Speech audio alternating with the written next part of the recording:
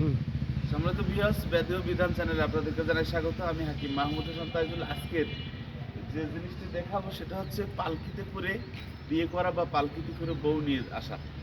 আমরা এ ছোটবেলায় দেখেছি যে পালকি ছিল একমাত্র মানুষের বিবাহের যান, কিন্তু পালকি কিংবা গরুর গাড়ি ছিল। কিন্তু এখন আধুনিক যুগ এসে প্রাইভেট কারে করে মানুষ বিয়ে করে। এখন আর কেউ এই পালকিতে এইভাবে বিয়ে করে না।